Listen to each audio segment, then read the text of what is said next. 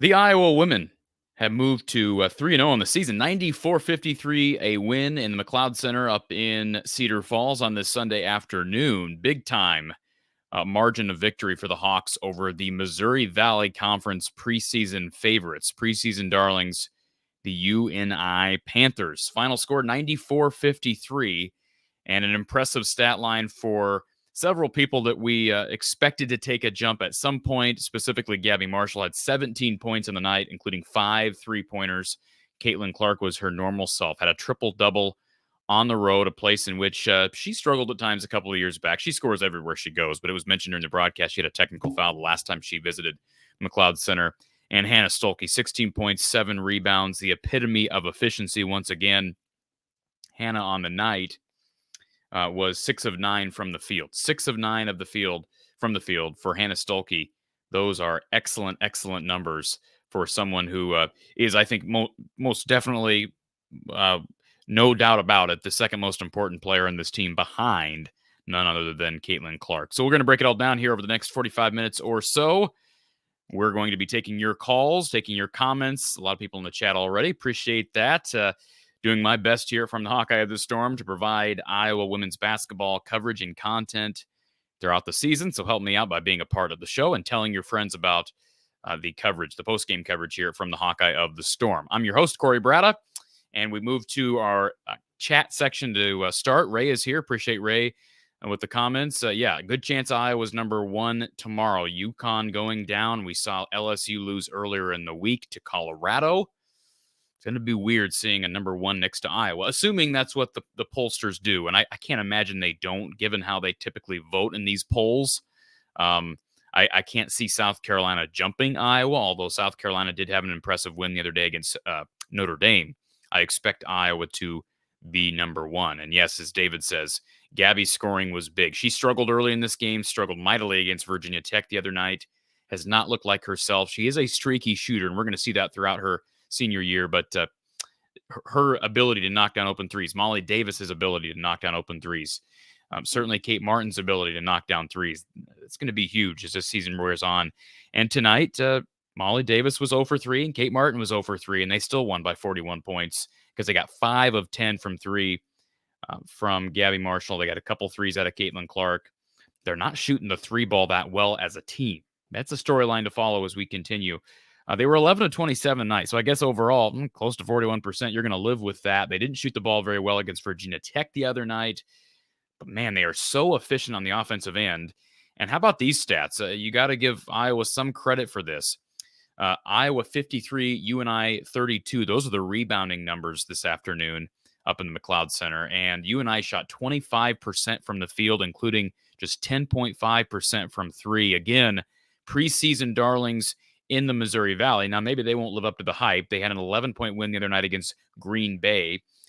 Their star player, Grace Buffelli, was out much of the day. I thought the officials were really poor on both ends. I get tired of going on here in every sport we talk about and talking about officiating, but I thought the officials controlled the first half, controlled at least the first half of the third quarter, and those whistles changed the game. Now, was UNI going to win this game if there were less whistles? No. I mean, I think Iowa clearly, when you win by 41, it's almost impossible for officiating to cause a 41-point victory. But I do think both teams were not done any favors by the officiating and just the way the game was called. I understand that. I'm guessing as we continue, especially with the stardom that Caitlin Clark has brought to Iowa, the Iowa games are going to be very tightly officiated as we continue. And we saw a little bit of that last year, but there have been games over the years with Caitlin where there has been an extra level of physicality allowed. And maybe once we get into Big Ten play, we'll see that again. But so far, to me, she is getting a very, very favorable whistle on the offensive end. And that's credit to her. I thought there were bad calls against Iowa on the other side. I just hate when officials get so involved and make such an impact on the game and become the storyline of a game. But again, overall, you've got to be happy with Iowa's defense tonight. They allowed just 25% from the field, 10.5% from three. And again, the Hawkeye women winning 94-53. To be a part of the show tonight, folks, this afternoon, give us a call, 515-635-1601, 515-635-1601. You can also join by means of StreamYard. The link to the StreamYard studio is in the description. I'll also throw it up in the live chat. Give me just a second to do that. We're going to try to make this a regular thing. I'm assuming some people were not able to watch this game. It was an ESPN Plus game. I heard that I think it was KCRG 9.2 had this game streaming over in Eastern Iowa. But if you're like myself here in Central Iowa, you better have ESPN Plus. And the problem with that is a lot of people don't want to spend the extra money for one game. I think this is their only game on ESPN Plus this year. I know last year they played Kansas State on ESPN Plus. Don't mark my words on that, but I know some people they're not willing to throw money towards ESPN Plus, money towards BTN Plus, and then they got a tournament on Flow Hoops here in a few days. So, anyways, glad to kind of report back to everybody. Next up on the schedule is a Kansas State team that beat Iowa down in Manhattan a year ago. They are undefeated early on in the season. Let's take our first call here at Iowa postgame here from the Hawkeye of the Storm, and the caller hung up. Okay, let's move on. 515-635-1601, 515-635-1601. And I see Matt is here in the chat. Yes, UConn lost. So a lot of people excited about the possibility of seeing that little number 1 next to the Iowa name, the Iowa brand, come Monday. Kelly is here as well. Big women's basketball fan. Kelly, thank you for being here. Brian says Gabby's heating up. McCabe, Feuerbach, Stolke. Yeah, Stolke made another 3. And I've talked about that, man. She's knocking down threes, and she has the ability to stretch the floor. She's one of the best players in this conference and could turn into one of the best players in the country, frankly. Now, she may not be able to fully demonstrate that until Caitlin Clark moves on, because she's always going to be second fiddle to Caitlin Clark, but she's got the opportunity to be the Robin to Caitlin's Batman, similar to what Monica Sonano was in a different role. Monica was never able to step out and knock down three-pointers. We've seen that early from Hannah Stolke, paired with her ability to run the floor, defend. Her big bugaboo is going to, can she stay out of foul trouble? Again, too many whistles tonight. I thought Iowa now 3-0, and we go back. Iowa with the 76-point victory. Is it 76 point? I'm sorry, 56. I'm jumping the gun. 56-point victory the other night against Farley Dickinson. Hannah in that game, I'm just looking at her foul numbers, had no personal fouls called against Farley, but as competition has ramped up, she has struggled these last two games at times with foul trouble. Against Virginia Tech, she was limited, very much hampered, had 5 personal fouls called against her during the game against the Hokies. Of course, Iowa still managed to find a way to win that game. Tonight against UNI, today against UNI, 3 personal fouls. And really, the story of the game as far as foul trouble was Grace Buffelli, because she is by far UNI's best player. And she was just hampered all night long, finished with just 3 personal fouls. But, similar to the discussions we've had regarding the men's team and how Fran McCaffrey handles personal fouls, she sat out most of that second quarter, even when UNI was making a push defensively, and then got benched for a good portion of the third quarter because she picked up a quick third foul. In hindsight's 2020, she only ended up with 3, but far too little, far too late, as again, the Panthers lose by 41. John brings up the officiating in the game as well. Yeah, way too many whistles, just in general. And I understand letter of the law. I get it. But, hand checking and contact as you're driving. I mean, there's just so many things that is in basketball that really is judgment based. And I just think officials need better judgment. And, I go back to the whole jump ball rule that I hate in the women's game. I haven't seen that called as much here early on in the year, and I'm talking about these quick tie-ups that are called consistently. I don't feel like we've had quite as many as we have seen in past years. That's a good thing. Maybe that's an emphasis that they had, the crews had in the offseason. I don't know. But, officiating needs to get better, in my opinion. I got about 120 people on here. I'm going to run through the totals for today. And again, if you want to interact, you've got your way to call in, 515-635-1601. You can also call in by StreamYard. You see some of the stats on the bottom ticker. Caitlin Clark with 24 points, 10 rebounds, and 11 assists for Caitlin, including 10 on the defensive end. She had 1 steal and 3 turnovers. But again, 11 assists to 3 turnovers. You can live with that ratio any day of the week. Hannah Stuelke with 16 points, 7 rebounds, 1 block, 1 assist, 2 turns.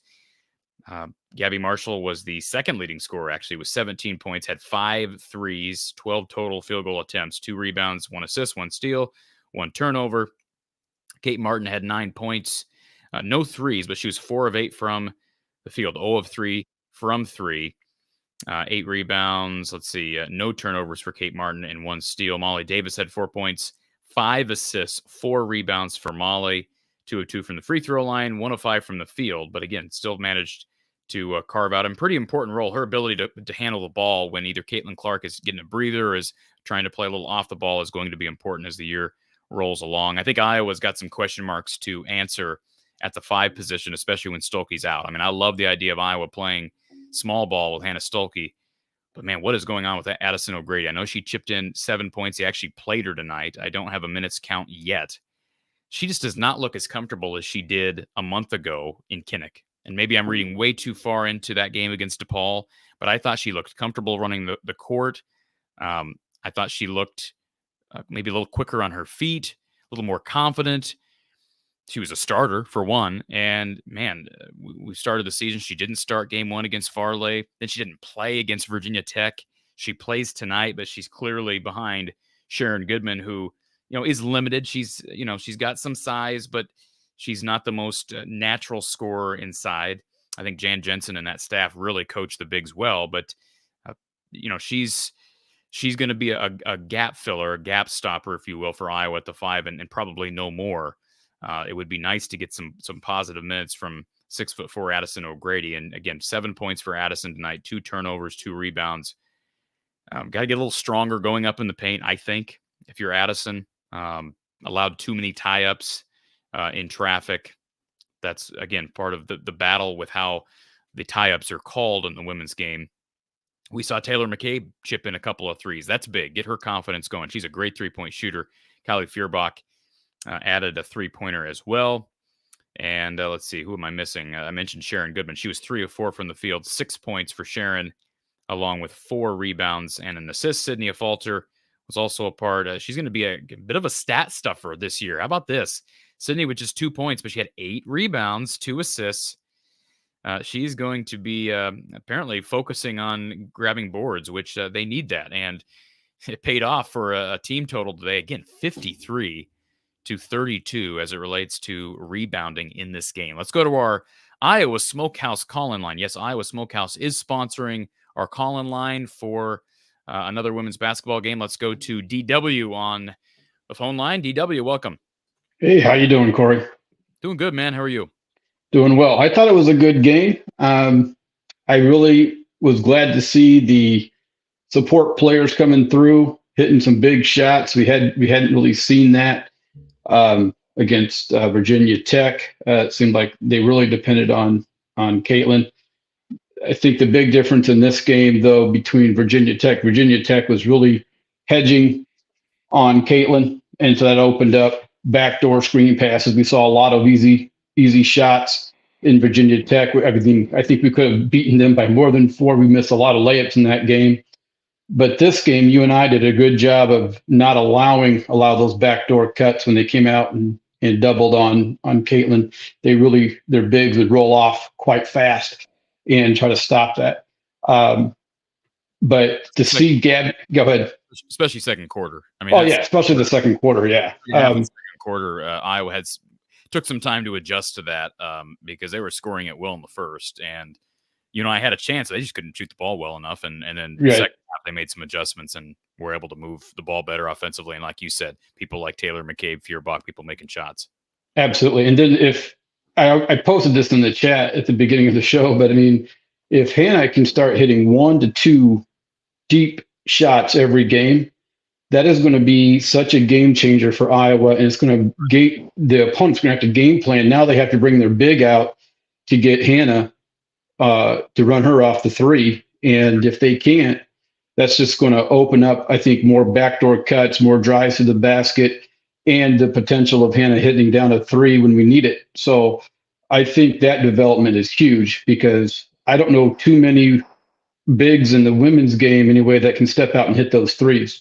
You see that more in the men's game, obviously, but in the women's game, if Hannah can do that, that is just going to make Iowa very tough to guard, to beat, especially with the ball handling skills that Molly brings, Caitlin, of course, brings, the vision that Caitlin has.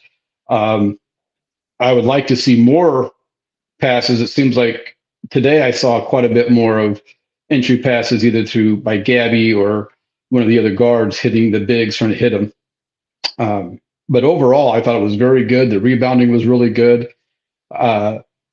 The only thing I think that they really need to work on, it seems like sometimes Gabby or Sydney will just try to do a drive, they get cut off and they get caught down the bottom, and then they don't really have a place to go. It's like they're driving just to drive and not driving with a purpose to set a shot up or anything like that. So I think that'd probably be one of the things I think Lisa and the coaching staff really needs to work on is, hey, if you're going to drive, then you better have a plan of what is the goal. Is it to drive and dish? Is it to go up and try to draw a foul? So that would be the thing I would see. But overall, not to interrupt you, but I think personally, the player I'd like to see expand, not even their game, because we saw her do some of this when she was at Central Michigan, would be Molly Davis, because she's obviously shown the ability to score. I know she's way undersized, but she's gritty.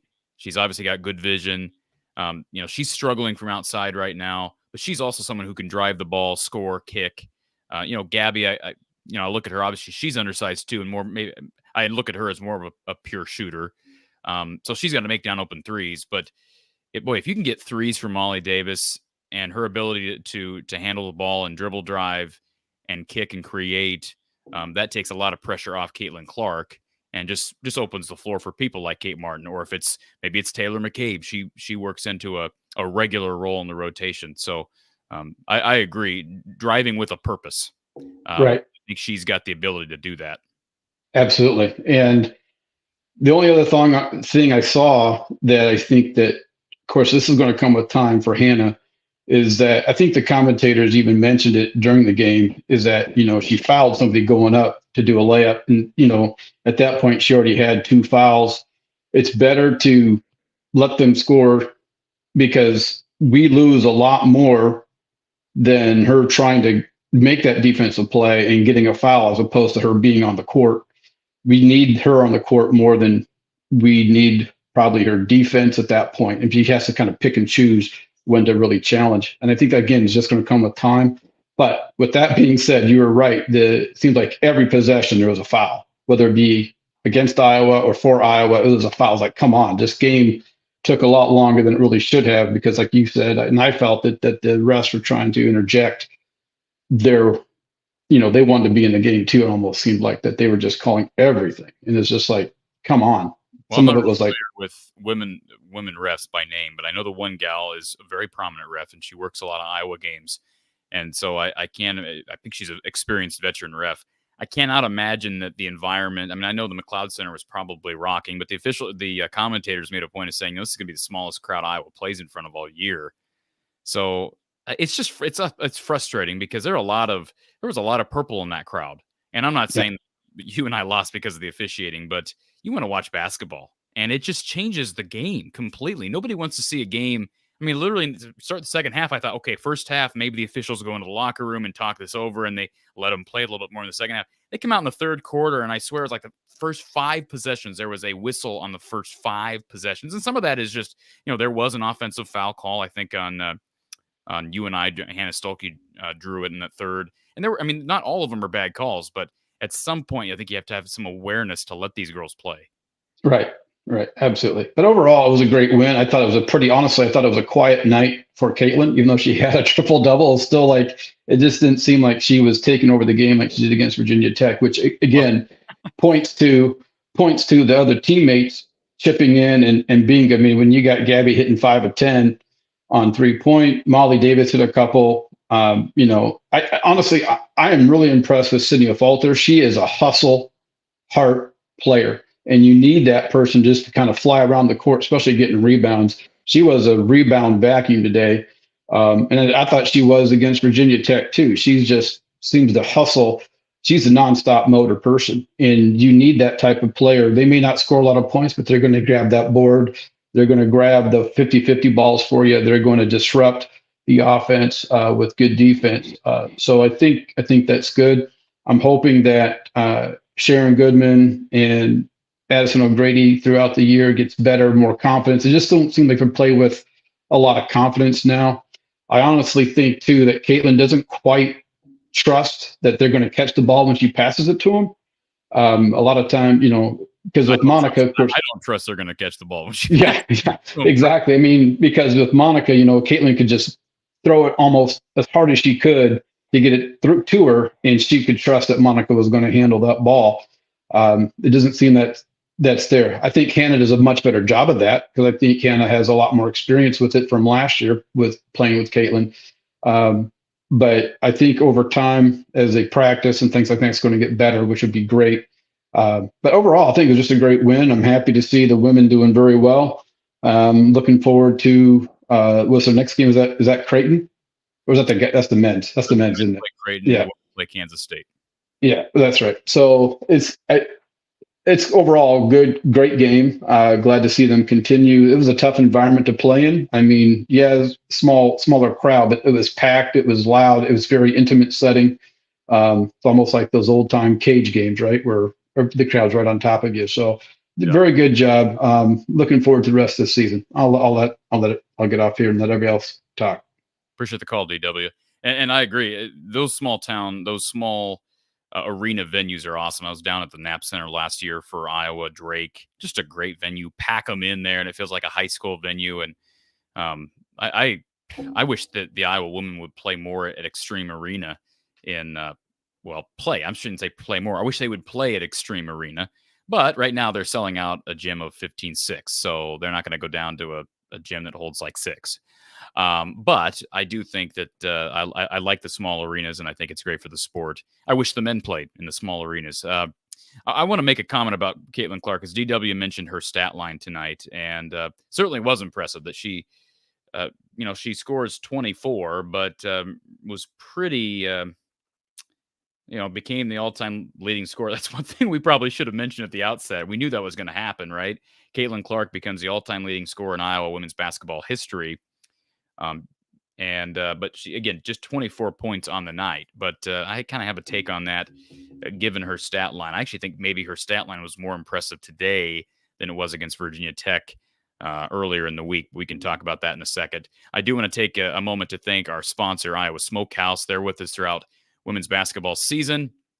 Tasting is believing with their beef jerky, their meat sticks, their awesome barbecues, ketchups, sauces, salsas, all kinds of stuff. Tasting is believing with this great company, this Iowa company. Visit iowasmokehouse.com and use the code Hawkeyes for 15% off your order. Again, that's the code Hawkeyes for 15% off your order. Iowa Smokehouse. Plus, Brad Van Meter and his team down at State Farm. If you enjoy the content and want more of this type of content, Brad wants to support women's basketball. I can tell you that, folks. He wants to support coverage of women's basketball. Give him a call and let him give you a quote. 515-256-6480, whether we're talking home, renters, auto, boat, whatever the case may be. Brad and his team can help you out. He got a small team, but they'll serve your needs. You can also visit him online at bradvanmeter.com or in person at 4229 Fluor Drive in Des Moines. Brad Van Meter, State Farm in Des Moines. So Caitlin Clark's stats tonight, and you saw those numbers across the bottom of the screen earlier in the show. And overall, I mean, she put up 44 against Virginia Tech the other night.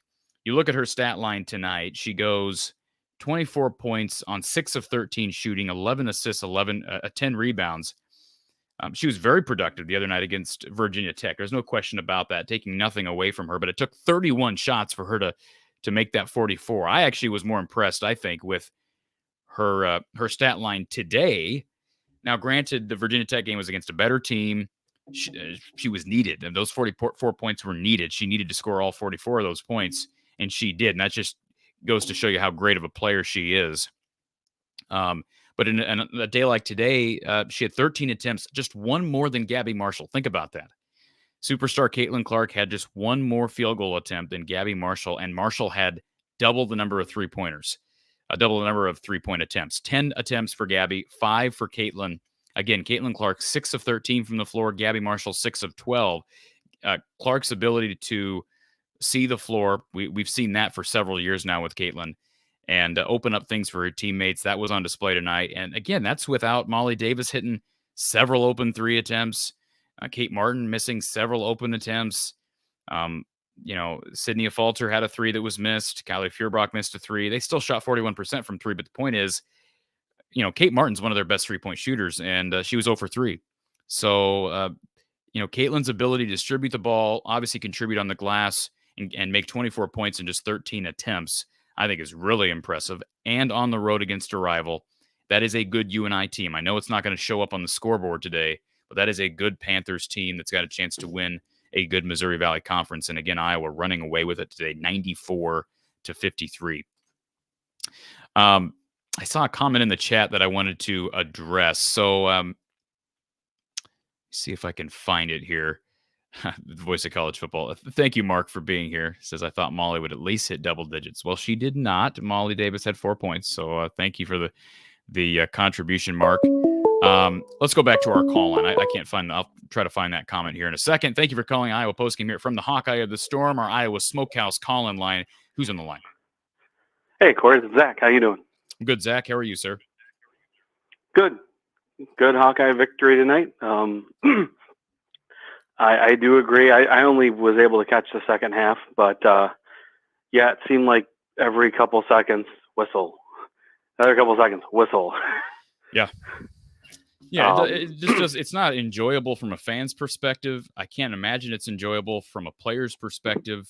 And everybody, including the players, coaches, and fans, want the game. They want the game to be officiated fairly. Yep.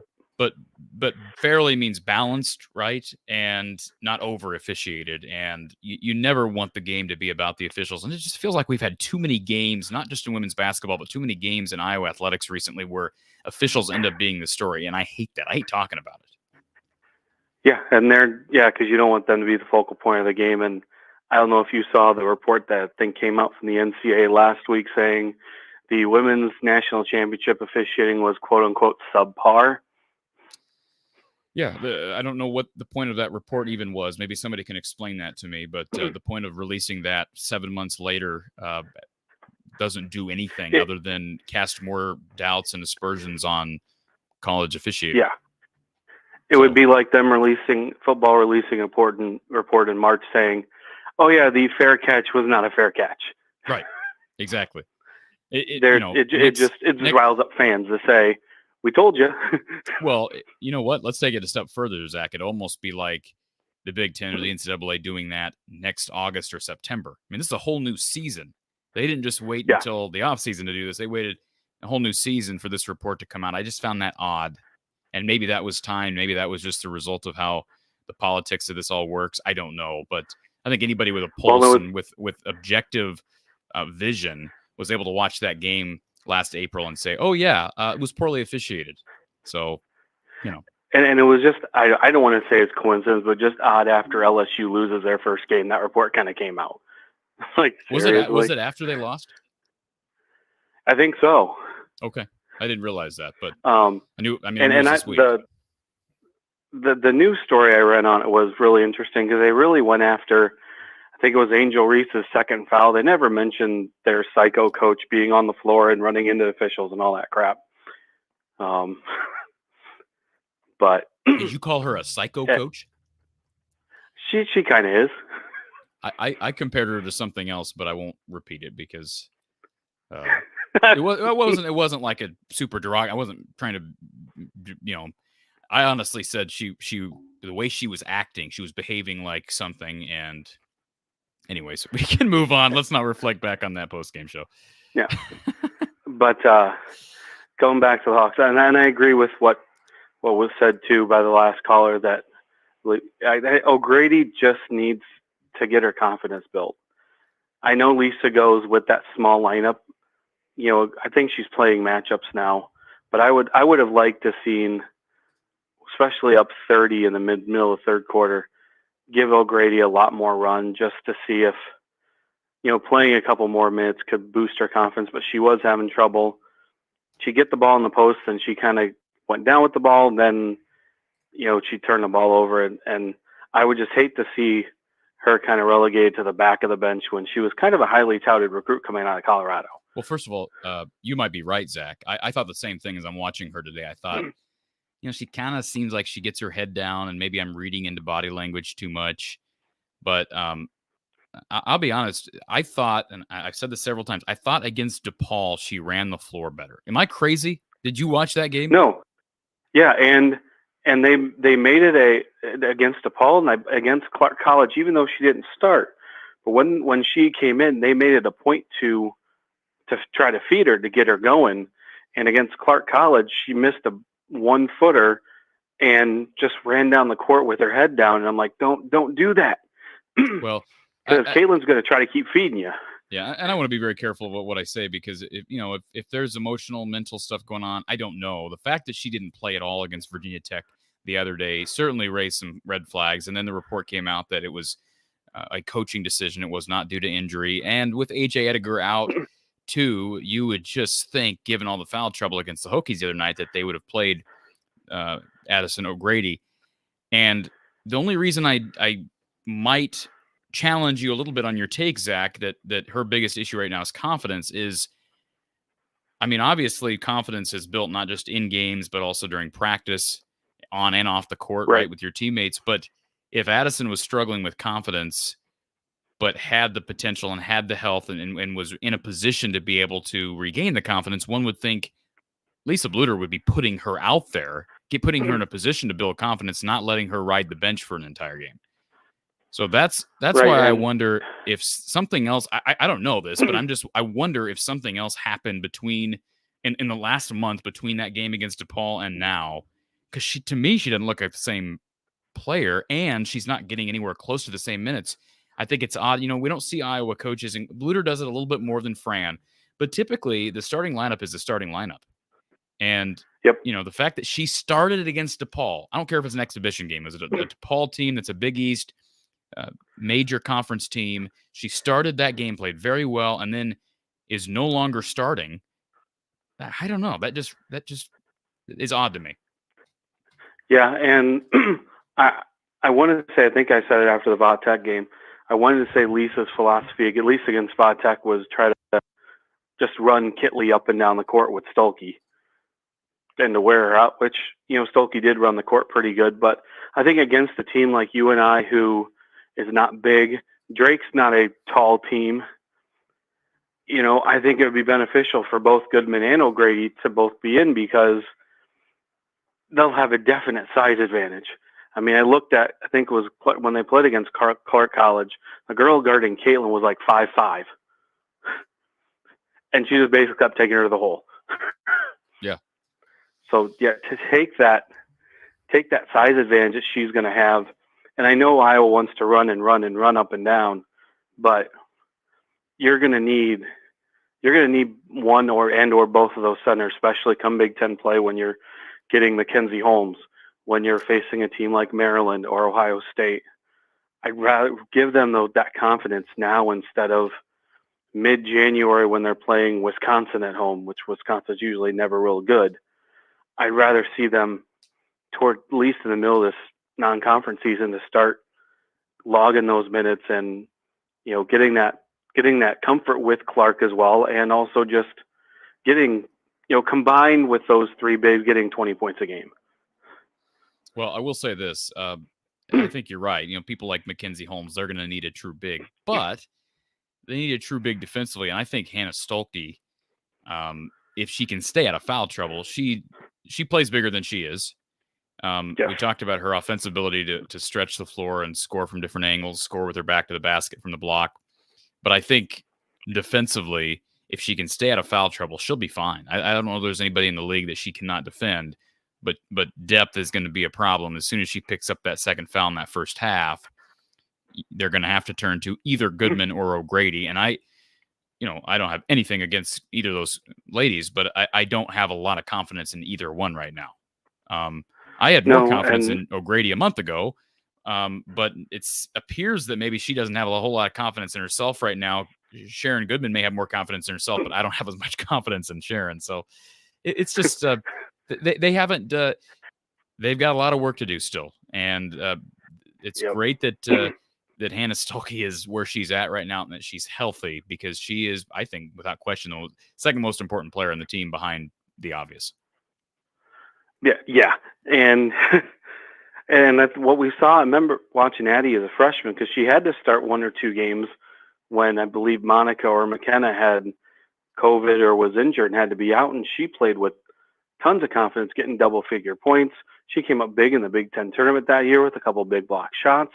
I just don't know what happened between freshman and sophomore, now her junior year, that just went from, hey, we've got a pretty serviceable backup, to where is the backup? Well, I find the whole situation rather intriguing, because the Iowa women, of course, Stolke was a big land. I look at her as more of a 4. Ava Jones was probably more of a 4 as well when they recruited her. Would you agree with that, Zach? Yeah, well, Ava was what, 6? I think 6'1", 6'2", but she'd be one. I think, if I remember, I think you talked about it. If I remember you saying she was more of a stretch 4. Yeah, I don't think she's that she could 5. Shoot from the outside and in the inside. And AJ Ediger was about the same height, but I think built maybe a little bit more like a 5.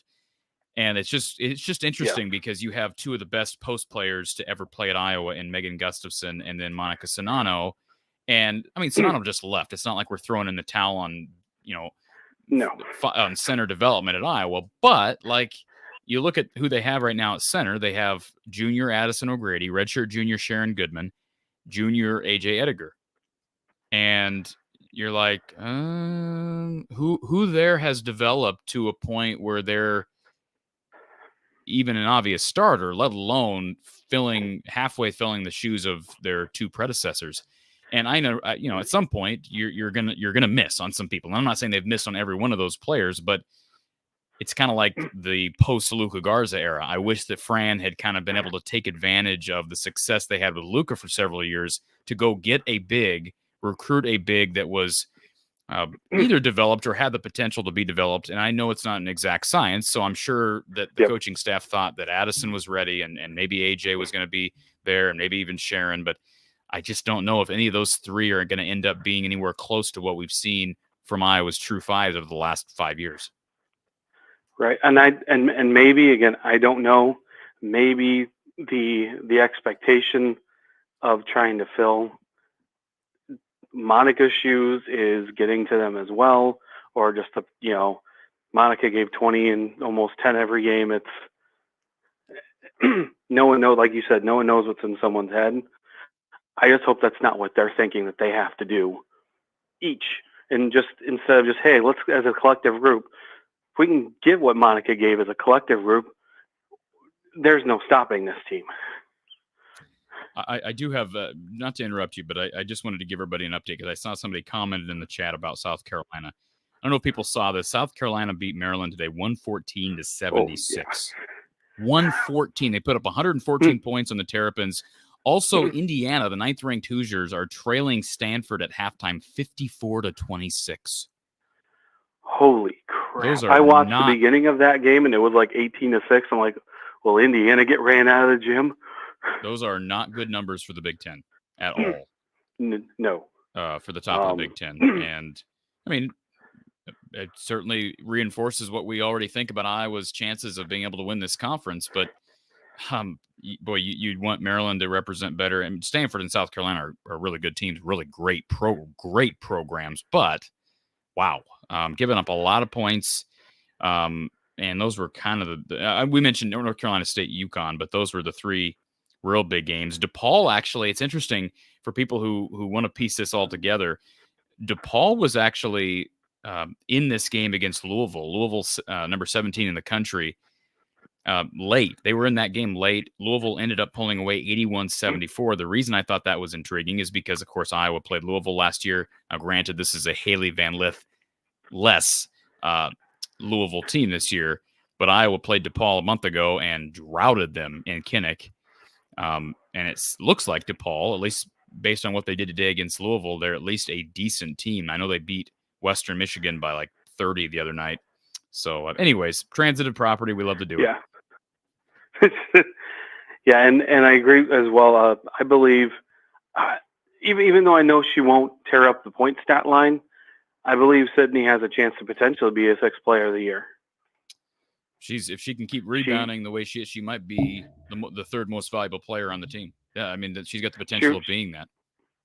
She reminds me on the men's side of what like Nicholas Bear was his freshman year.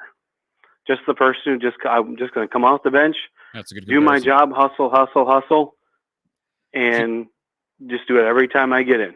And the nice thing about Nicholas was he did develop the ability to make threes. If Sydney can start knocking down threes, that'll help as well. And she does have a pretty good shot. She was hitting free throws last year too, so it's not like and she can drive. So it's not like she's one of those that's just going to give you just nothing but rebounds. And I wish they'd find. I know Taylor McCabe is supposed to be kind of that between her and Gabby, kind of those knockdown 3-point shooters. And if those two could find serious consistency and McCabe get playing time, that inside-out game is going to be unstoppable, especially if Hannah's out on the perimeter with a slower 4 or 5 on her. This team has a very high ceiling if that can happen. Yep, and one more score I missed from the Big Ten. Auburn right now leading Rutgers 38-22 at halftime in Piscataway. That game's on BTN. So, well, Rutgers has had a few down years since Vivian Stringer retired. They have. Last year, I think Coquise Washington took over, and it was, I think, just a fire sale from that team, and they did not look good. I think it'll probably take her. Coquise is a great coach. It might take her a couple years to build that program back to where Vivian had it. Rutgers scored 5 points in the second quarter. Yeah, and with the women, it's basically the top 4: Ohio State, Indiana, Iowa, and Maryland, maybe Nebraska and Illinois is 5 or 6, and I think it's almost then just the rest of the field. Yeah, I'll be intrigued by Michigan State. They're kind of a dark horse team. I think. Yeah, they play an interesting schedule. They get DePaul here in a couple of weeks. They get Creighton at home. They get and Creighton's not a bad team either. No, they're not. Yeah, I'll be intrigued by the Spartans. But yeah, top of the Big Ten is Iowa's for the taking. I think we can all agree on that. Yep, and next two games are not easy. Kansas State, they lost to Kansas State last year. Granted, it was at Manhattan, Kansas, and I believe Kansas State does throw out a 6'5" or 6'6" center. So maybe Iowa does go to that. Maybe Iowa goes again with that small lineup. Who knows? And Drake's always, those in-state games are never easy because you're always going to get the best from the in-state schools. Right. But again, victory, yay. Clark, leading scorer all-time in Iowa. She'll probably be the all-time scorer in the NCAA by the end of the year.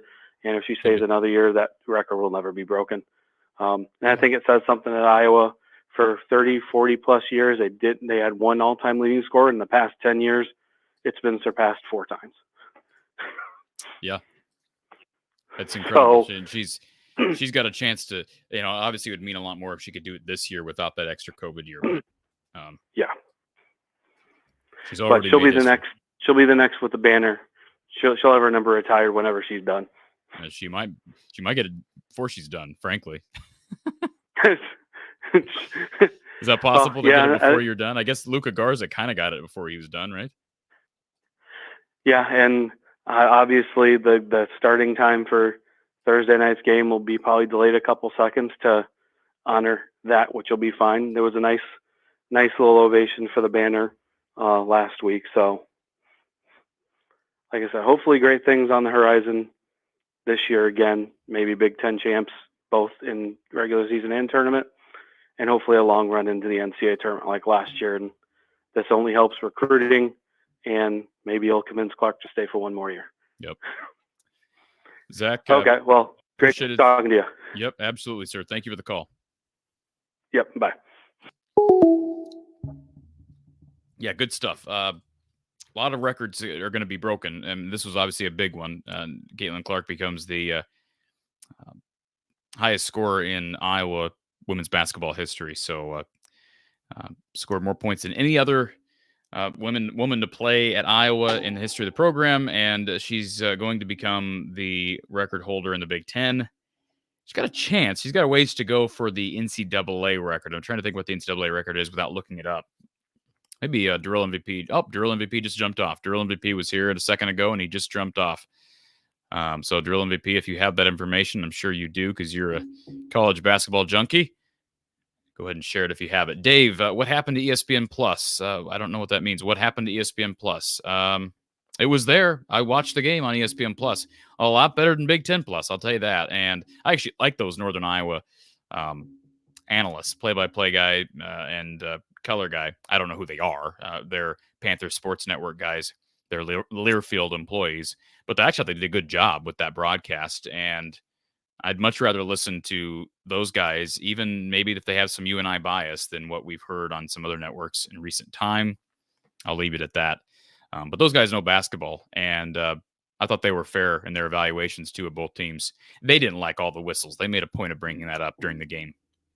Brandon says A.J. Ediger didn't have the boot on, so curious if she's closer to getting back. I did see that Kyle Huseman of HawkeyeReport.com, who does a great job with Tom Kakert covering the women's game, he made a comment. Let me find I think it was Tom that retweeted it, is the reason I saw it.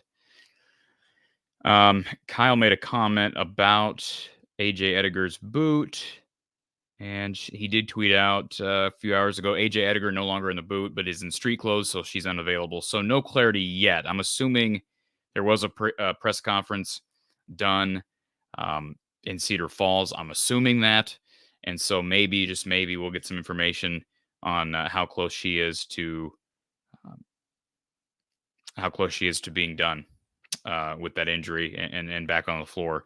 I don't know how much she'll play, frankly, if she is back very soon. But I would guess that she's getting closer if she's out of the boot. And she was with the team there in Cedar Falls. DJ says that Kelsey Plum 35-27. Okay, so 35-27. I don't know what the Big Ten record is. So Caitlin's at 2,800. So she can obviously catch her next year. She will catch her next year if she comes back for an extra year. But I'm curious.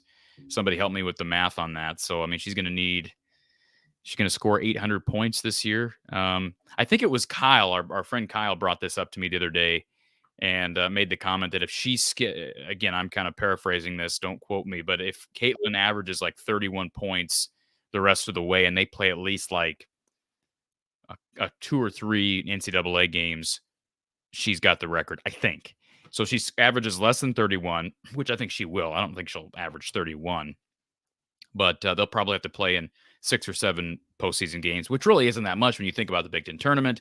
If they make a run at least to the second weekend of the NCAAs, you got a chance to at least play in 6 to 7 games. Ray says that she will break it this year, so I hope you're right.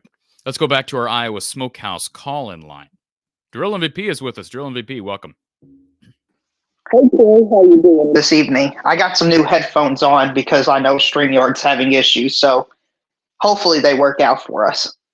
I'm doing good, man. Thank you for doing that. I appreciate it. Makes it a little bit easier for you and I to converse. Well, I did it for you, but I also did it for the audience because I listened back to it, and it's not very watchable or listenable when you hear an echo in the background. But, Cory, I mean, Iowa won, which is great and all, but the Big Ten is taking L after L after L, and I think today is one of the worst days for Iowa trying to win the 1 seed. I mean, Indiana's getting torched. Maryland got torched. I mean, this isn't good, Cory. Well, first of all, it's way too early to be talking about it being a bad day for Iowa to get the 1 seed or get a 1 seed. If they win every game, they'll be a 1 seed, right? I mean, I know it's really hard to do that, but I'm just simply saying, like, this isn't football, right? So it's not like Iowa already has 2 losses and they're playing from behind the 8 ball. They're undefeated. If they win out, frankly, if they've got 2 losses, they're almost guaranteed a 1 seed. Is that fair? I can't imagine them not being a 1 seed with 2 losses coming out of the Big Ten, regardless of how quote unquote weak the Big Ten is. And you're going to have ups and downs. You're right about the conference not performing well. I mentioned Indiana and Maryland. I mean, those are just bad results, giving up a lot of points. And right now, Stanford's leading by 31 points, and Stanford's going to put up a 100-burger on the Hoosiers. Auburn's just destroying Rutgers right now. It's 45-24 in the third quarter. So, yeah, not good. Not good for the conference, but Iowa's holding the torch right now. Those are hard teams. Those are good scheduled games if you're Indiana and Maryland. Really good scheduled games. Right, but I mean, Stanford's only ranked 15. South Carolina's projected to be a little weaker this year. I mean, who knows what that means, but this is surprising to me. I thought it would be a more competitive game here with Stanford, Indiana, at least. But there was a few years ago, I think UConn lost only 2 or 3 games. Somebody fact-checked me, and they ended up on the 2 line. So it's possible if Iowa only loses 2 or 3 games, that could happen to them. Because the Big East has been a pretty weak conference, and that's why they schedule all these massive non-con games. The Big East or the Big Ten? I was making a comparison between Iowa and UConn. There was a few years ago where UConn lost like 2 games, and they were on the 2 line. Because the Big East was so weak that even with their 2 losses, they felt 4 other teams did more than them. I think it would take a lot for the Big Ten to be perceived as that weak. I have a hard time seeing a 2 to 3 loss Big Ten team not almost assuredly being a 1 seed. Now, maybe you're right, and it's a long season. It's going to be hard to win, only lose 2 or 3 games. We're reading into a small sample size against a couple of teams, one of which happens to be a preseason top 10 team in Virginia Tech. But Iowa's playing so efficiently right now, even without some of their better players knocking down shots. That makes me think they got a chance at least running the schedule through and sweeping the non-conference schedule. And then who in the conference are you picking Iowa to lose to? Maybe when they play, I'm assuming I haven't really looked at the conference schedule enough to know if they even play. Let me pull it up here at Ohio State let's see if they play. They do play at Ohio State in January. They play at Maryland. So yeah, I mean, there's opportunities for losses. Don't get me wrong. And any game's a losable game in the conference. Yeah, I'm just seeing here. So, yeah, I mean, they play at Iowa State. Heck, and that's going to be a tough game in December. I know they look a little different. Kansas State beat them a year ago. They played them next Thursday. So there's opportunities for losses. And don't get me wrong, what Big Ten did today is not good, but still early, still very, very early.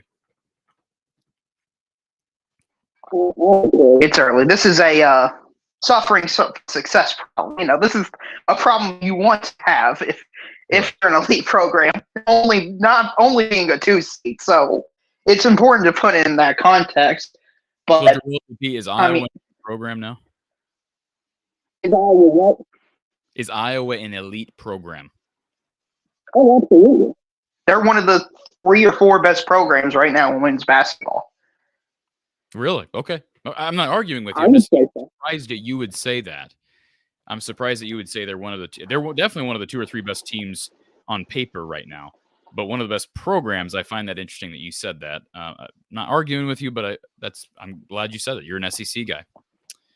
Well, I mean, LSU's had a great year last year, but Iowa's had consistently good years with Caitlin Clark. They've done it longer. I'd put South Carolina ahead of them.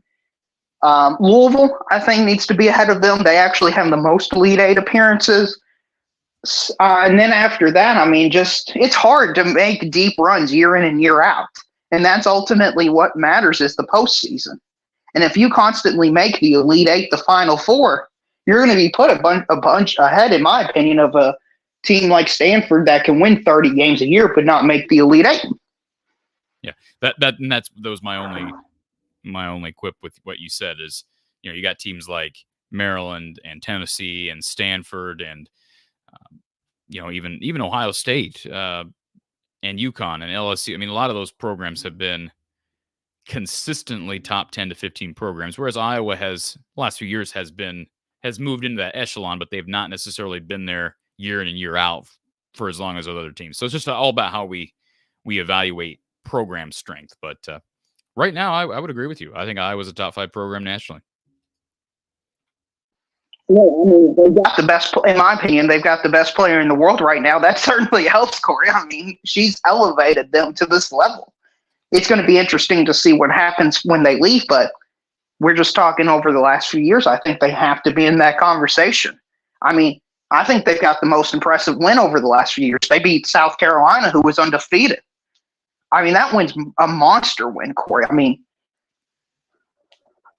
yeah, I hope they don't play South Carolina again, because I think they're going to have a hard time replicating that performance. But you're right. One of the biggest wins in Iowa athletics history. I think that's fair to say. I completely agree with you, Cory. The only thing I would like to ask you is, what's your goals for this season? Now we're a few games into it. Have they changed at all? No, not based on what I've seen. I mean, I think the goal for the team should be to get back to the Final Four and make another run at a championship. That's really hard to do, and even some of the best teams lose before you get there. But this team's got the personnel, they've got the experience, they've got the stardom with Caitlin Clark to do that again. And as far as the regular season is concerned, I think the immediate goal, besides just winning the next game in the schedule, should be to go undefeated in the non-conference. And you know, the non-conference schedule, we talked about this the other night. It's not the toughest non-conference schedule we've ever seen. You know, you got, obviously, they already played Virginia Tech. UNI is that's actually a solid game on the road because they're preseason favorites in the Missouri Valley. They get another team that's, I think, picked second in that conference, Drake. They get them at home. They get Kansas State at home, team that beat Iowa a year ago. I'm just curious if Kansas State is receiving any preseason hype. They are, not receiving. Well, they are receiving votes. I'm sorry. They're one spot out. Kansas State's one spot out of the top 25 in the AP polls. It's because preseason polls. And I don't believe they've lost yet. So that'll be an opportunity for a good win. They'll get an opportunity or two for good wins down in Florida over the holiday week. They get Iowa State on the road. They get Cleveland State on a neutral court. They get Loyola and Iowa City. They should be able to win every game on that schedule. That would be my goal right now. Sweep the non-conference schedule, reevaluate where the Big Ten is from a fan's perspective, reevaluate where the Big Ten is. And maybe at that point, we're looking at saying, hey, if they, with 20 conference games, they can go 17-3, 18-2, and then you're looking at a 2 or 3 loss team at the end of the year when they're picking seeds. I think that's a very reasonable and obtainable goal. I think at this point in the season, with how badly the rest of the Big Ten is, I think Iowa should be favored in every game they play from here on out. I don't see any reason why they shouldn't be.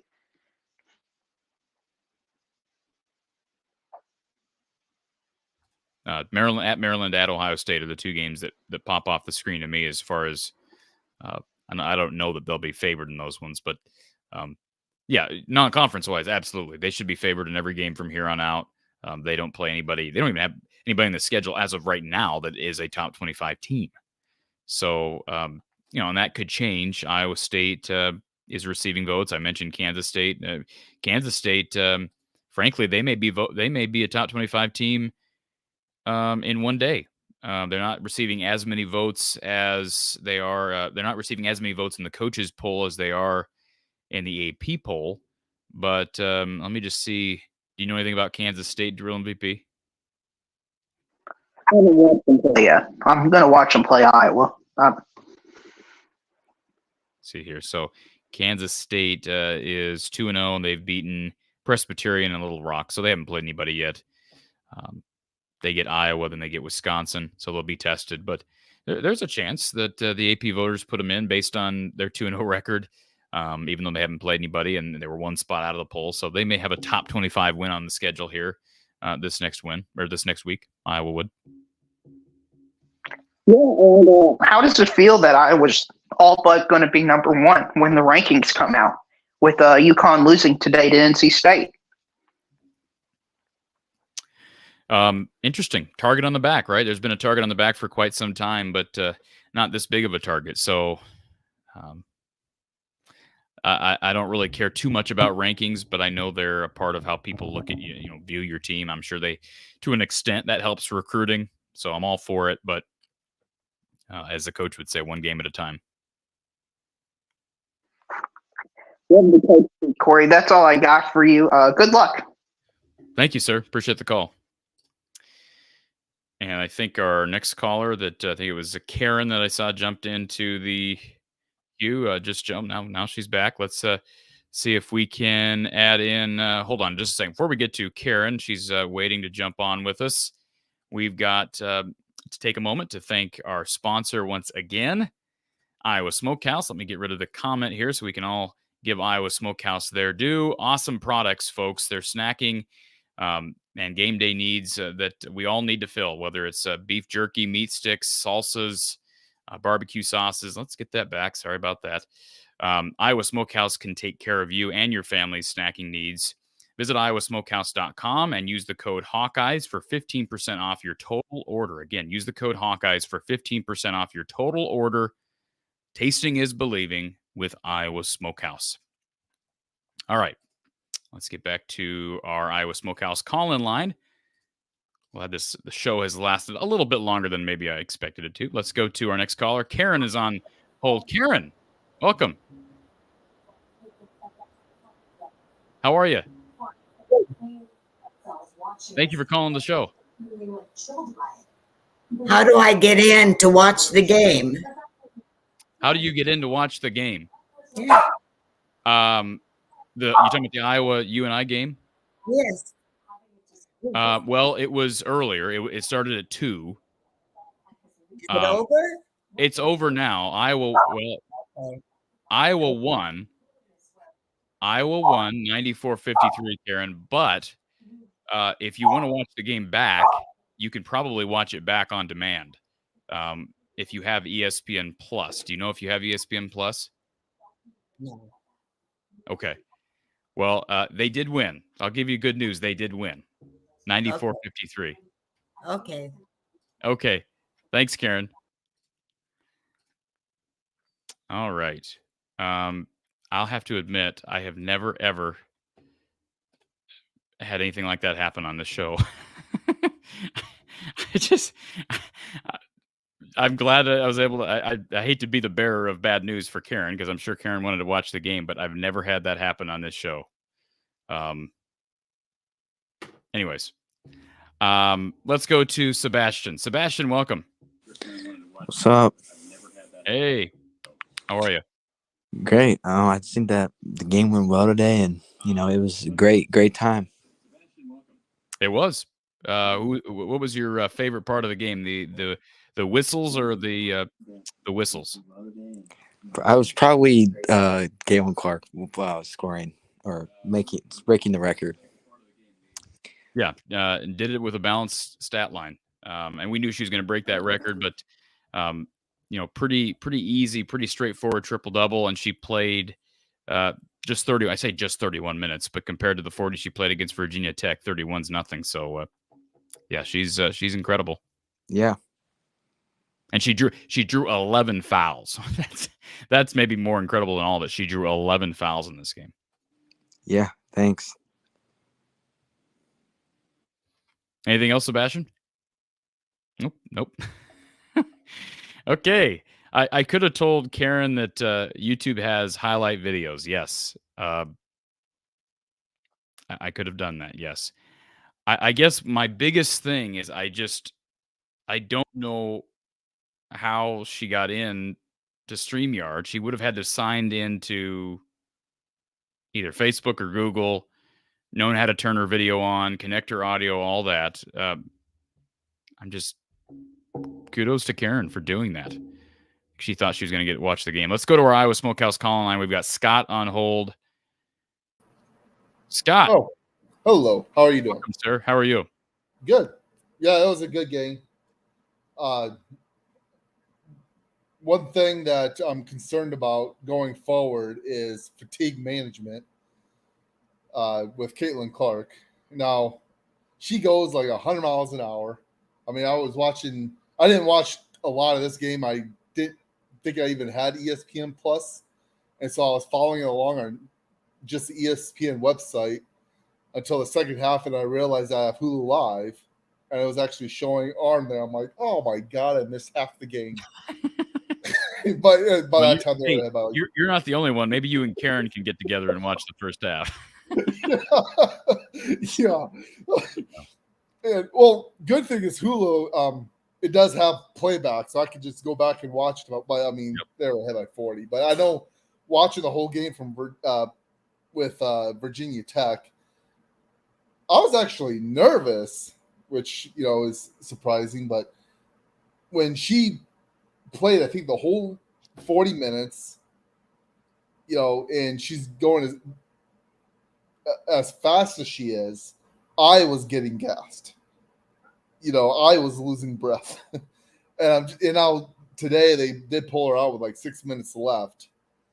But, that's one thing is, I mean, and yeah, the rest of the team did help out. I mean, Gabby, ended up scoring, I think, 17 points. So that was good. But I know against Virginia Tech, the rest of the team kind of struggled. And she's, that's what leaders do, is they put the team on their back and carry them. But man, that is going to be a lot. And she's obviously way more conditioned than I am. But it just seems like that's something Lisa Bluter is going to have to really do, is that fatigue management throughout the rest of the season. Because these are, those 9 minutes she got to sit tonight or today are valuable minutes. Like those that doesn't feel like much or sound like much, but they're valuable minutes. And I know Lisa, that's one exception that I've had with Lisa over the years. One thing I've disagreed with, she's the coach, and I respect that, of course. I'm just some talking head. But I remember last year when Caitlin was, I think, put back into a game late when she was short of a triple-double and the game was out of reach for the opponent. She put her back in, and she said after the game, triple-doubles are special, and who cares? No. I mean, I know I shouldn't say who cares. That's not fair, but it's not more important than team success. And taking the risk. It's one thing it's one thing if it's your first career triple-double, but she's had way too many of them. That one extra one is what she's doing. What's that? They're trying to get her records is what they're doing. But is there like a record of triple doubles, and is she close? I mean, I guess I haven't really been. I don't even. Somebody can probably tell me in the chat. You could probably Google it. I'm sure there's a national. I'm guessing she's pretty close to that record nationally. Who's the gal that played it at Oregon here a few years ago? Ionescu, right? Didn't she get a bunch of triple doubles? I don't know if she's anywhere close to her Yeah, that I couldn't really tell you at all. But I mean, I guess there's one difference between her and like Kirk Ferentz, where it's like, a running back has like 10 yards to go to get 1,000 yards or something like that, and it's like, man, just give him the ball and let him get the 1,000 or whatever. But yeah, that's the reason. Yeah, regarding that fatigue management is the journey to the Final Four it's a long one. It is. And you're watching South Carolina play, and it's like, holy crap. I know. That is good. And, you already kind of answered, because I was going to ask you, what your expectations are, like if they get to the Final Four and they meet up with a South Carolina and lose, or is it I won't championship or bust this year? I don't think you can ever say championship or bust. I think that's fair. I think the Final Four is such a special thing that if you make it to the Final Four, you make it to the Final Four. That's it. But I'll be honest. I think this team is really great. They're great. They're fabulous. They're fun to watch. But I will admit, I go back and think, how did they beat South Carolina? I do think that sometimes. I think, how did they beat South Carolina? Yeah, and it was kind of one thing is South Carolina can't shoot 3-pointers, and I don't know able to in that game. Yeah, I don't know if the coach Don Staley, if that's like an emphasis. I haven't watched any of the South Carolina game, because I was like worried. Like, you got South Carolina, you got Colorado, although now UConn lost. But yeah. I have to admit, the last couple, I haven't really watched women's basketball until the last year or two, and now it's like I am watching every game. Yep. And I'm into it, and you're not the only one, Scott. So yeah. So there was one other thing I was going to tell you, but I completely slipped my mind. So maybe I'll call in later. Okay. But yeah, Sounds that's good, it Scott. for me. Thank you, sir. Sport news in the chat. Why is O'Grady not starting? Coach's decision. She didn't even play against Virginia Tech, so I don't know. It's confidence. If there's something else going on, I don't know. Let's go back to our final call. Well, actually, I think this is our Iowa Smokehouse caller that called in earlier. Sebastian, did we cut you off too soon? Oh, Sebastian's gone again. All right, I'll take that as a no, folks. Iowa defeating UNI 94-53 behind a solid stat line for Caitlin Clark. As you see there on the bottom ticker, 24 points, 11 assists, 10 rebounds. Hannah Stolke had 16 points and 6 of 9 shooting. She's very efficient from the floor, 1 of 1 from 3. Gabby Marshall added 5 threes, 17 points on the day. And overall, the Hawks, with the crew, they cruised to a victory up in the McLeod Center, a packed house up in Cedar Falls, just short of 7,000 people packed into that small arena. The early preseason Missouri Valley darlings of the conference, the UNI Panthers. So the Hawkeyes will get back on the hardwood this coming Thursday night at 7:30 p.m. Central Time. They will take on Kansas State. Again, Kansas State on FS1 this coming Thursday, 7:30 p.m. Central Time. Should be a fun one between the Hawkeyes and the Wildcats. Of course, the Hawkeyes owe it to Kansas State because they lost. They went down to Manhattan and lost last year. So appreciate everybody being here, folks. We will talk to you. Let's see. Next live show, I'll have a live show with Mark Rogers on Tuesday. Tomorrow will be the first day in quite a while I haven't had a live show, so I'll enjoy that. But we'll have a live show over on the Voice of College Football Iowa channel on Tuesday, 4:30 p.m. Central Time. And we'll have more coverage as well following Iowa Creighton that day. Stay tuned. Lots of stuff coming. Football, basketball, women's basketball, and the like. We'll talk to you soon.